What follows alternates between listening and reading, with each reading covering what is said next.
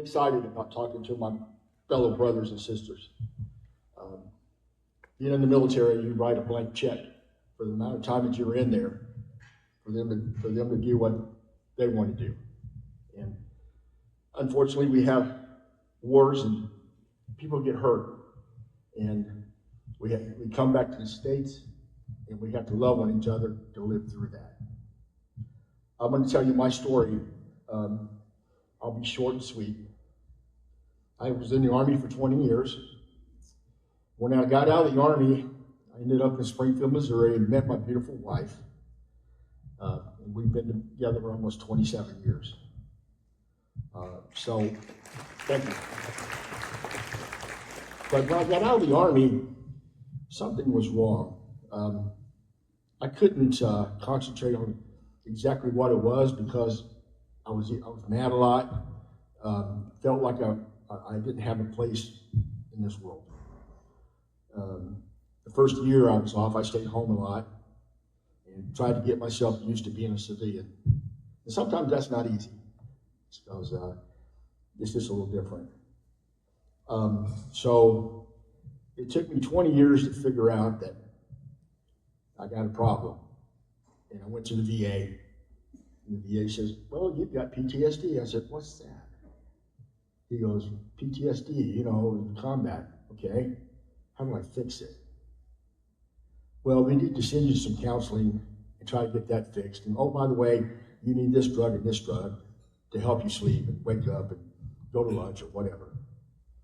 And I said, I don't know if I want to do that. But I started doing it, and it was a long time before I figured out that's not what I wanted to do.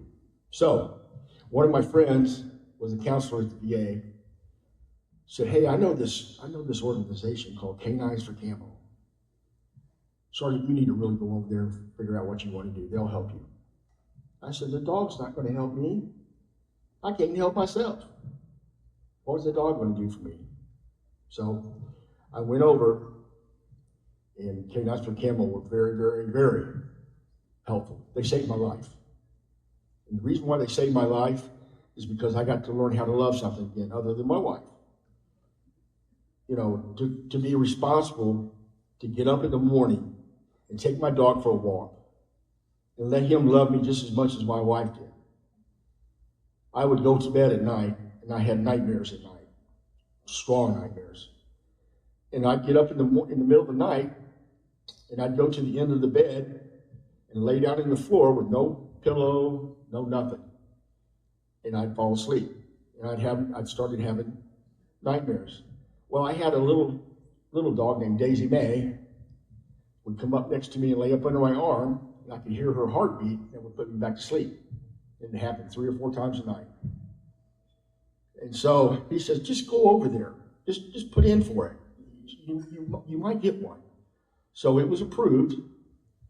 And I got to tell John, and John says, you know what? I have this dog that I want you to look at. He goes, I think he'll help you. And if it don't work out, if it doesn't work out, just call me and I'll come pick him up. So I went to Menards, and his trainer walked in with Nico. I think you all see Nico already. So he walked in with Nico, and I went, oh my goodness, he's so big. And he walked towards me, and the first thing he did is walk up to me and put his head on my lap. And we've never been apart since then. Nico does everything for me. When I'm in the middle of the night and I have a bad nightmare, he comes up and puts his hand up underneath my arm because I'm sleeping on the floor and wakes me up. If I have problems at work and I can't get around, he comes up and loads me up.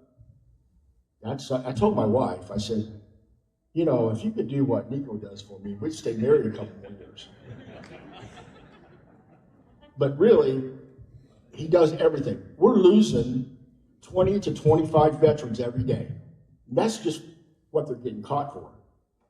Other things are not counted in with that. We need to help our brothers and sisters. We need to help them come back to where they feel like a person again. You know, So when I got Nico out, I went to work in Columbia, and I said, I want to go meet the guy that trained my buddy. And so I called John and said, can we get to prison and meet this guy? Nobody does that.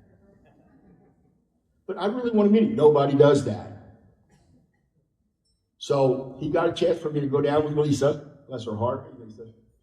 And we went down to see the prisoner that trained Nico.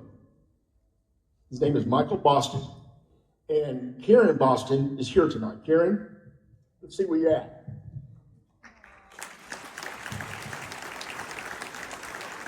We became real good friends over the internet, and he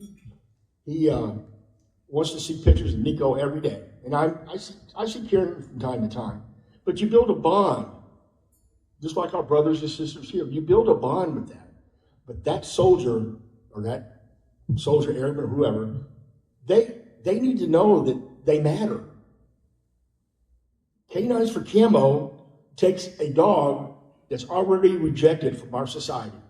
When you see a runaway or whatever, nobody cares about it. They take that dog, they put him into a prison, they live with the prisoner, and then for 7, 8, 9 months, they come out and they're a service dog ready to serve. That helps that prisoner love something. It also saves that soldier's life. Because we have to start doing something with these problems with PTSD and other problems, because we're losing too many people. We've lost more people from that than we did in World War II, which is crazy. We need your help. We need your support. This is a voluntary people here that do a great thing for people. And we need your help. And Nico, he's got his own chair now. And so he's moving in the fast lane. But I just want to thank you for the opportunity to come up and talk to you, because, brothers and sisters, if you're having problems with PTSD or anything like that, please get a hold of us. I do the applications, and I'm telling you, if you give me an application, I'll do as much as I can to get you a dog. Because you know what? You deserve it. So, that's all I got.